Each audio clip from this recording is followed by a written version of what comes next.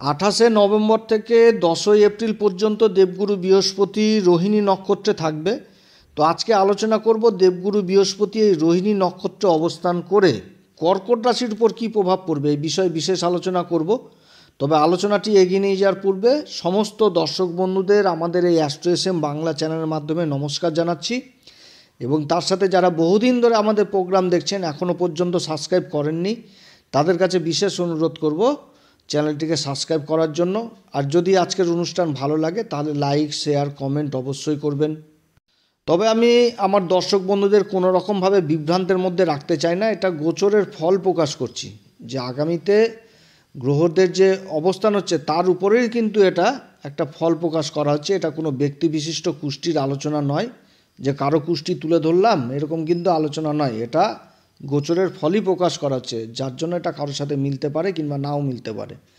তবে কর্কট রাশির ক্ষেত্রে একটাই কথা বলবো যে আজকের এই আলোচনা থেকে কিছুটা হলেও উপকৃত হবে কর্কট রাশি।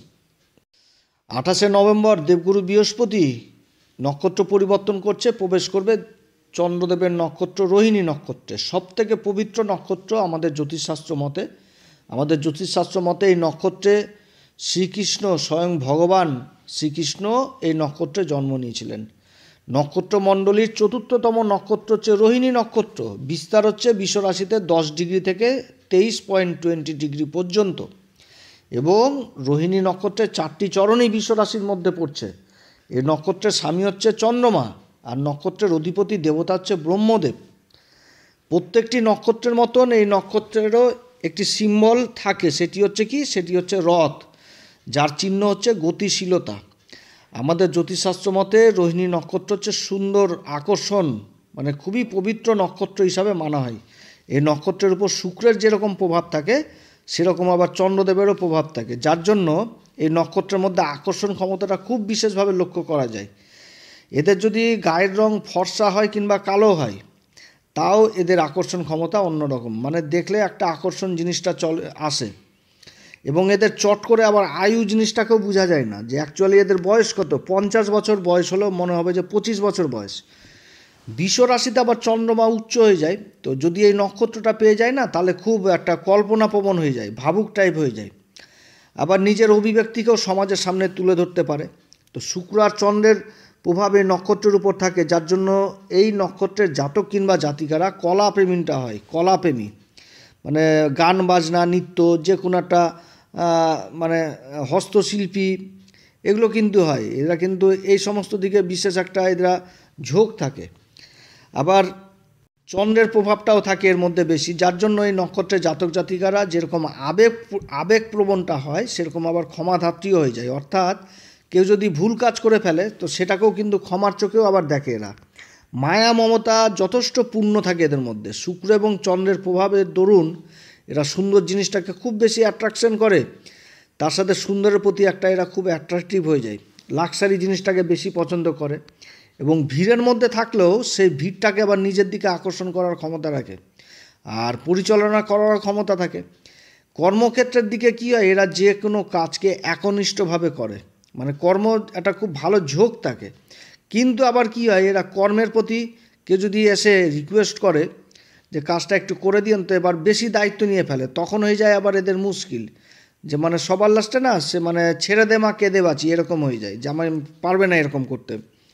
রাশিটা কি, রাশিটা হচ্ছে বিশ্বরাশি, আর বিশ্বরাশিতে চন্দ্রমা উচ্চ হয়ে যায়, তো উচ্চ চন্দ্রমা হয়ে যাচ্ছে। আর রাশিটা হচ্ছে কি, এই বিশ্বরাশিটা হচ্ছে ভূমিতত্ত্ব রাশি আর সুখপ্রধান রাশি। এরা সুখের জন্য কর্ম একটু বেশি করতে চায়, তো কর্ম করেই কিন্তু সুখ পেতে চায়। 1 ঘন্টার জায়গায় 2 ঘন্টা বেশি খেটে নেবে নিজের সুখটাকে পাওয়ার জন্য। কিন্তু কী হয় যে যেটাতে আইডিয়া একটু কম থাকে সেটাকেও কাজের মধ্যে নিয়ে নেয়, সবার লাস্টে ওই কাজটাকে নিয়ে তখন বিভ্রান্তের মধ্যে পড়ে যায়।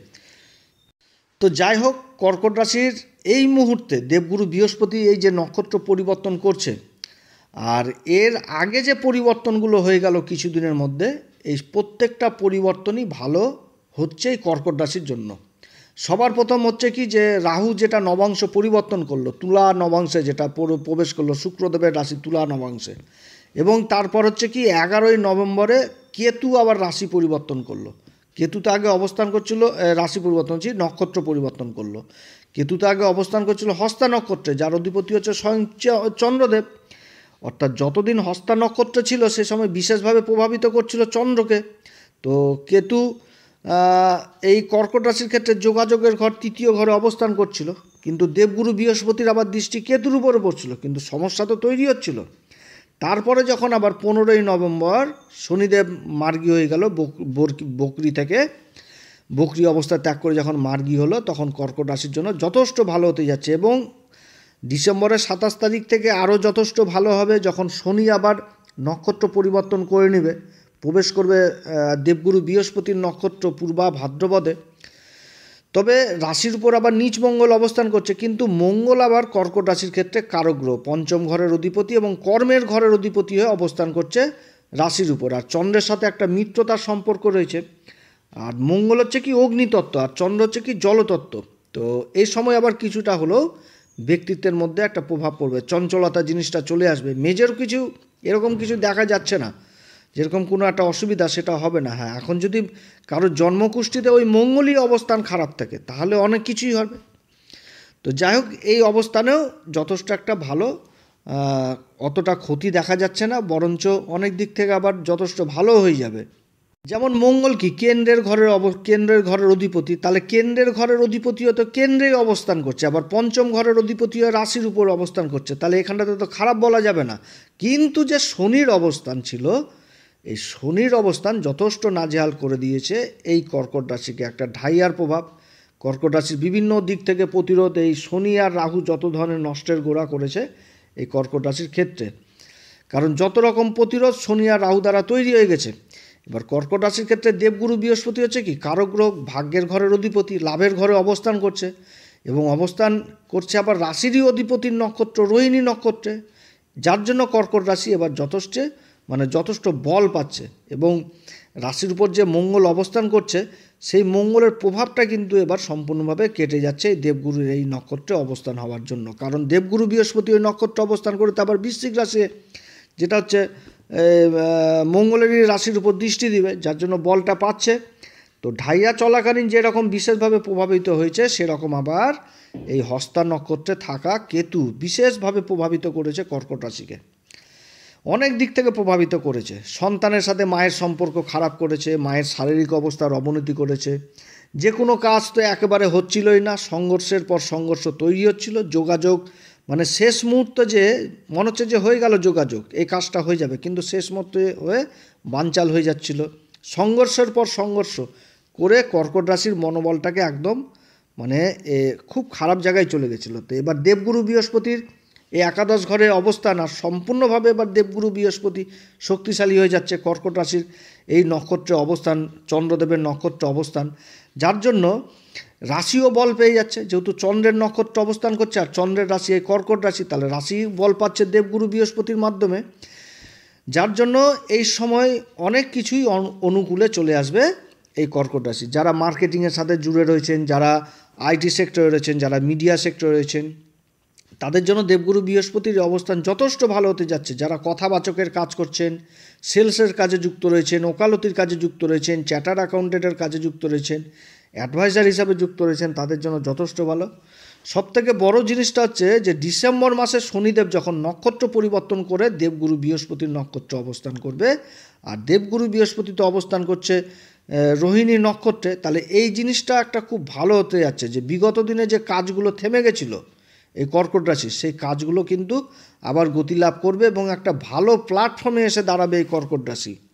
আগামী দিনে ঢাইয়ার প্রভাব শেষ হয়ে যাচ্ছে, নেগেটিভ প্রভাবগুলো যথেষ্ট দূরে সরে যাচ্ছে এবং ভালোর দিকে চলে যাবে এই কর্কট রাশি। শনির রাশি পরিবর্তন হবে, তবে 2 মাসের জন্য আবার কর্কট রাশিকে যথেষ্ট সজাগও থাকতে হবে, কারণ সেই সময় আবার এই শনি আর রাহু দুজনের জুতি তৈরি করবে ভাগ্যের ঘরে মীন রাশিতে, তখন এই কর্কট রাশিকে যথেষ্ট সজাগ থাকতে হবে। তবে সেই সময় আবার বিশেষ আলোচনা করব। তো যাই হোক, দেবগুরু বৃহস্পতির এই নক্ষত্র পরিবর্তনে অনেক ভালো জিনিস হতে যাচ্ছে। যারা সরকারি কর্মচারী, বেসরকারি কর্মচারী, তাদের প্রমোশন লাভ হবে, কর্মক্ষেত্রে পরিবর্তন জিনিসটাও আসবে। যারা ইম্পোর্ট এক্সপোর্টের কাজে যুক্ত রয়েছেন তাদের জন্য যথেষ্ট ভালো হতে যাচ্ছে। শিক্ষার ব্যাপারে যারা জড়িত রয়েছেন তাদের জন্য ভালো হতে যাচ্ছে। সন্তানের দিক থেকেও এবার যথেষ্ট ভালো হবে, চিন্তামুক্ত হতে যাচ্ছে। দেবগুরু বৃহস্পতি রোহিণী নক্ষত্র অবস্থান করবে, তার সপ্তম দৃষ্টি আবার সন্তানের ঘর বৃশ্চিক রাশির উপর পড়বে। অর্থাৎ সন্তানের দিক থেকে যে একটা দুশ্চিন্তা ছিল পিতা মাতাদের, এটার কিন্তু সমাধান হতে যাচ্ছে। এবং যারা সন্তান লাভের জন্য চেষ্টা করছেন তাদের জন্যও যথেষ্ট ভালো হতে যাচ্ছে এই সময়কাল, যেটা কেতুর পিরিয়ডে ছিল না। যখন কেতু হস্তা নক্ষত্রে ছিল তখন কিন্তু এগুলো হচ্ছিল না, সমস্যা তৈরি হয়ে যাচ্ছিল।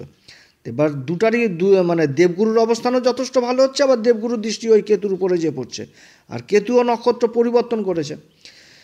তার সাথে আবার কি মানে লাভ লাইফ ভালোবাসার জায়গাটাও যথেষ্ট ভালো থাকবে এবং রোমান্টিক ভাব মনের মধ্যে যে উঠে আসবে। প্রেম ভালোবাসার জন্য এটা যথেষ্ট এবং শ্রেষ্ঠ সময় হতে যাচ্ছে যারা প্রেম ভালোবাসার মধ্যে রয়েছেন।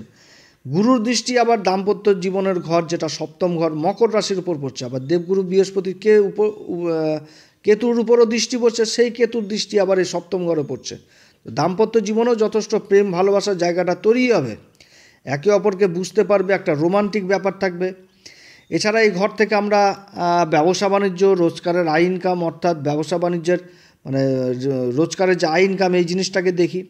অর্থাৎ ব্যবসা বাণিজ্যও যথেষ্ট বৃদ্ধি পাবে, তার সাথে রোজগারের আয় ইনকামও বৃদ্ধি পাবে। সম্পূর্ণভাবে সময় যথেষ্ট অনুকূলে চলে আসবে কর্কট রাশির ক্ষেত্রে। কর্মক্ষেত্রে যদি কোনো রকম পরিবর্তনের সুযোগ আসে তো এই সময় আবার না করাটাই ভালো, কারণ যতক্ষণ পর্যন্ত শনির ঢাইয়াটা শেষ হচ্ছে না, বা শনির ঢাইয়া তো শেষ হচ্ছে না, শনি নক্ষত্র পরিবর্তন করছে না। এবার নক্ষত্র পরিবর্তন করলো, তারপরে না হয় কর্মটা চেঞ্জ করলো, ঠিক হচ্ছে। আবার শনিদেব মার্গী হয়ে গেছে, তো যাই হোক নক্ষত্র পরিবর্তন করার পর যদি কেউ কর্ম চেঞ্জ করতে চায় সেটা করতে পারে। এবং যখন শনির নক্ষত্র পরিবর্তন হয়ে যাবে তখন কর্মক্ষেত্রে অনেক রকম অফার আসা শুরু হয়ে যাবে এই কর্কট রাশির। দেবগুরু বৃহস্পতি নক্ষত্রে যে নক্ষত্র অবস্থান করবে শনি, তখন একাদশ ঘরে এই দেবগুরু বৃহস্পতির অবস্থান, আবার শনি অষ্টম ঘরে অবস্থান করবে এই দেবগুরু বৃহস্পতির নক্ষত্রে। তো এই অবস্থান যথেষ্ট ভালো হতে যাচ্ছে। সমাজে মান সম্মান খ্যাতি যথেষ্ট বৃদ্ধি পাবে। ইম্পোর্ট এক্সপোর্টের কাজে যারা যুক্ত রয়েছেন, যারা বিদেশে যাওয়ার জন্য চেষ্টা করছেন কর্মসূত্রে, তাদের জন্য যথেষ্ট ভালো। তবে বিশেষভাবে লাভবান হবে ট্যুর অ্যান্ড ট্রাভেলিংয়ের কাজে যারা যুক্ত রয়েছে, এদের আয় ইনকাম যথেষ্ট বৃদ্ধি পাবে এই সময়। সেভিংস জিনিস যথেষ্ট করতে পারবে যারা ভ্রমণ জাতীয় কাজে যুক্ত রয়েছে। উচ্চশিক্ষার জন্য যথেষ্ট ভালো সময়। যারা শিক্ষার ব্যাপারে জড়িয়ে রয়েছেন, কোচিং সেন্টার যারা চালাচ্ছেন, ট্রেনার হিসাবে কাজ করছেন, তাদের যথেষ্ট ভালো সময়। তার সাথে যারা সোশ্যাল মিডিয়ায় কাজ করছেন, সিনেমা জগতে কাজ করছেন, শিল্পী যারা নৃত্যশিল্পী, চিত্রশিল্পী, সঙ্গীত শিল্পী, তাদের কাজকর্ম যথেষ্ট বৃদ্ধি পাবে। মান সম্মান যথেষ্ট বৃদ্ধি লাভ করবে এই সময়। তো এই নক্ষত্রের উপর যেরকম চন্দ্রমার প্রভাব থাকছে, আবার শুক্রেরও প্রভাব থাকছে, আবার দেবগুরু বৃহস্পতি এই নক্ষত্রে অবস্থান করছে। যাদের বাড়ি ঘরের স্বপ্ন ছিল বহুদিন ধরে বাড়িঘর হচ্ছিল না, কোনো রকম বিবাদ অশান্তিতে পড়েছিল, সমস্যার উপর সমস্যা তৈরি হচ্ছিল, তাদের বাড়িঘর এবার বাড়িঘর তৈরির স্বপ্ন পূরণ হতে যাচ্ছে। মোট কথা দেবগুরু বৃহস্পতির এই নক্ষত্র অবস্থান যথেষ্ট ভালো প্রভাব কর্কট রাশির উপর পড়বে। সব দিক থেকে ভালো হবে এই সময়। দেবগুরু বৃহস্পতির বলে বৃদ্ধি পাচ্ছে। যারা এখনও পর্যন্ত কর্কট রাশির জাতক জাতিকাদের উদ্দেশ্যে বলবো, যারা এখনও পর্যন্ত দেবগুরু গুরুর দীক্ষা নেননি, তাদেরকে কিন্তু গুরুর দীক্ষা অবশ্যই নিতে হবে। এই রকম একটা ভালো সময়, একটা গজকেশরী যোগের প্রভাব পড়ছে। যারা দীক্ষা নেননি তাদেরকে বিশেষভাবে অনুরোধ করব যে গুরুর দীক্ষা অন্তত নিয়েন। গুরুই একমাত্র অন্ধকার থেকে আলোর পথে নিয়ে যায়। আর কর্কট রাশির ভাগ্যের ঘরের অধিপতি, ঈশ্বরীয় শক্তির অধিপতি, মায়া মমতা পর উপকারিতা, এই সমস্ত কিছু দেবগুরু বৃহস্পতির কাছ থেকেই তো আসে।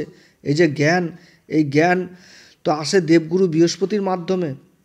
অর্থ, ধনসম্পত্তি, সন্তান সমস্ত কিছু কর্কট রাশির এই দেবগুরু বৃহস্পতি। অতএব দেবগুরু বৃহস্পতির বলে বৃদ্ধি করতে হবে কর্কট রাশিকেই বলছি। যার জন্য যারা এখনও পর্যন্ত গুরুর দীক্ষা নেননি তারা অবশ্যই গুরুর দীক্ষা নেবেন। খুব ভালো সময় দীক্ষা নেওয়ার। এবং তার উপর বলবো পূজারী যারা মন্দিরে পূজা টুজা করেন তাদের পা ছুঁয়ে আশীর্বাদ নেবেন। 5 রকম ফল দক্ষিণা দিয়ে তাদের পা ছুঁয়ে আশীর্বাদ নেবেন। যে মন্দিরে ভোগ রান্না হয় সেই মন্দিরে মিষ্টি কুমড়া দান করবেন, মিষ্টি কুমড়া দিয়ে আসবেন। এছাড়া যদি বাড়ির আশেপাশে কোনো মন্দির থাকে সেই মন্দিরকে পরিষ্কার করার যদি দায়িত্ব নেন, তাতেও দেবগুরু বৃহস্পতি যথেষ্ট বলে বৃদ্ধি পায়। এগুলো কাজ করলে বলে বৃদ্ধি পায় দেবগুরু বৃহস্পতির। এছাড়া যারা দুস্থ শিক্ষার্থী, পয়সার অভাবে পড়াশোনা করতে পারে না, খাতাপত্র নাই, বইপত্র নাই, তাদেরকে যদি শিক্ষার সামগ্রী দিয়ে যদি সাহায্য করা যায়, তাতেও যথেষ্ট দেবগুরু বৃহস্পতির বলে বৃদ্ধি পায়। এগুলো করতে হবে, কারণ যাদের জন্মকুষ্ঠিতে গুরুর বল মানে গুরু খুব দুর্বল জায়গায় রয়েছে, খুব বাজে পজিশনে রয়েছে, তাদের উদ্দেশ্যে এগুলো কথা বলছি। অবশ্যই করবেন, এটাই উপাচার হিসাবে বললাম। আর যথেষ্ট ভালো সময় হতে যাচ্ছে এখন পর্যন্ত, তবে আগামীতেও দেবগুরু বৃহস্পতি 2025-এ কিন্তু আবার দেবগুরু বৃহস্পতি অতিচারী হয়ে যাবে, যার জন্য কিন্তু আমি এগুলো কথা তুলে ধরছি আপনাদের সামনে। যখন গুরু অতিচারী হয়ে যায় তখন কিন্তু তার রেজাল্ট ভালো হয় না। আগামী 2025-এ দেবগুরু বৃহস্পতি অতিচারী হচ্ছে, অতএব যারা দীক্ষা নেননি, আমি প্রত্যেকটা ভিডিওতেই আমি বলে আসি গুরুর দীক্ষা মাস্ট। তো দেবগুরু বৃহস্পতি অতিচারী হচ্ছে 2025-এ, এটা কিন্তু মনে রাখবেন। অবশ্যই গুরুর দীক্ষা নেবেন যারা এখনও গুরুর দীক্ষা নেননি। অতএব প্রিয় দর্শক বন্ধুরা, আজকে তো অনেক কথা আলোচনা করলাম কর্কট রাশি সম্পর্কে। যদি এই আলোচনা সত্যিই আপনাদের কাছে ভালো লাগে তাহলে অবশ্যই আমাদের এই অ্যাস্ট্রো এস এম বাংলা চ্যানেলটিকে সাবস্ক্রাইব করবেন, লাইক করবেন, শেয়ার করবেন। 2025-এর আগাম শুভেচ্ছা জানাচ্ছি। দেবগুরু বৃহস্পতি অতিচারী হবে, তখন একটা বিশেষ ভিডিও দিব, যাতে কিভাবে চলতে হবে, সেই সময়কালে কি করতে হবে না করতে হবে সব কিছু তুলে ধরবো, একদম ধাপে ধাপে পরিষ্কারভাবে বুঝাবো যে অতিচারী জিনিসটা কি হয় অতিচারীতে, এই সমস্ত কিছু আপনাদের সামনে তুলে ধরবো। তো যাই হোক, আপনারা সবাই ভালো থাকেন, ঈশ্বর আপনাদের সবার মঙ্গল করুক। নমস্কার, ধন্যবাদ।